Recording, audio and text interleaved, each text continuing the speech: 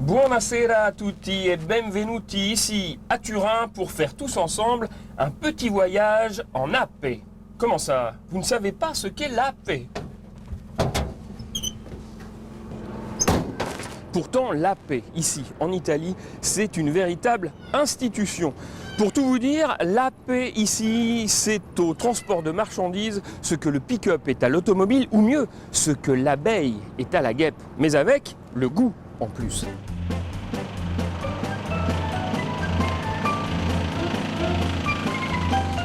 Dès qu'il entre dans ce square,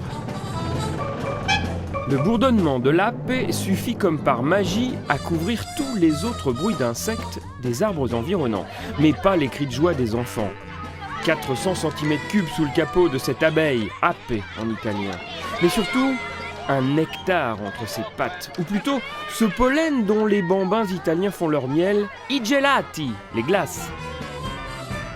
Aujourd'hui, c'est la fête, les enfants sont toujours contents de nous voir. Elle fait son petit effet, votre abeille. Ah oui, elle attire beaucoup de monde, c'est un véhicule sympa. C'est quel goût? Chocolat. Parce que c'est bon. La maîtresse nous a amenés au parc et lui, là, dans l'abeille, il nous a offert des glaces. Un cadeau pas tout à fait gratuit en fait. Pour le glacier propriétaire de cette abeille à gelati, faire tourner son insecte en ville vaut toutes les publicités sur papier glacé.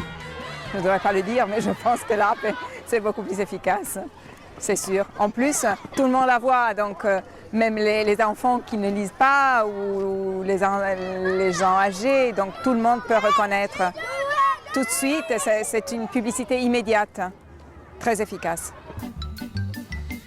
Avant de devenir abeille des villes, les 3 ou 4 apes qui tournent dans les rues de Turin ont dû faire un stage au champ, ici, à Leni, dans la grande banlieue de la capitale du Piémont.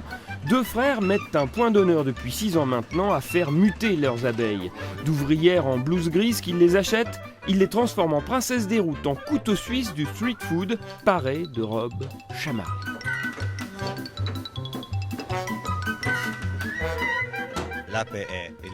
L'ape est le véhicule de l'italianité par excellence, on en trouve partout dans le monde. C'est même l'un des utilitaires les plus employés. En Asie, en Inde, des millions sont encore en circulation et en Europe, on les redécouvre en ce moment comme pour retrouver de vieilles émotions du passé. De vieilles émotions sur lesquelles David et Andrea ont misé après avoir senti souffler le vent de la crise sur la petite société fondée par leur père. Spécialisé dans l'aménagement de camions pour les vendeurs de marché, il leur a fallu convaincre un papa à l'origine plutôt rétif à l'apiculture. Je n'ai jamais conduit d'ape et j'aime pas les apés. Moi, j'aime seulement les construire, mais c'est vrai que c'est un beau véhicule qui s'adapte à tous les emplois, aux contraintes des maçons ou des ferrailleurs d'autrefois, comme à celles de tous ces vendeurs de nourriture ambulants en vogue actuellement. De marginale, la production d'ape est devenue en une poignée d'années principale. Avec une trentaine de livraisons chaque année, les reines des abeilles du street food ont essaimé au point de représenter aujourd'hui 80% du chiffre d'affaires de la petite ruche. 7 employés et un marché qui s'est ouvert à l'international, Pologne, Suisse, Dubaï, Chili, la petite abeille a désormais tout d'une grande. On doit calculer au plus juste l'encombrement de chaque appareil, de chaque meuble.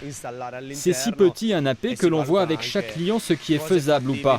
Mettre un four à pizza dans un apé par exemple, ce n'est pas possible. Mais qui sait si un jour on n'arrivera pas à trouver une solution pour ça aussi.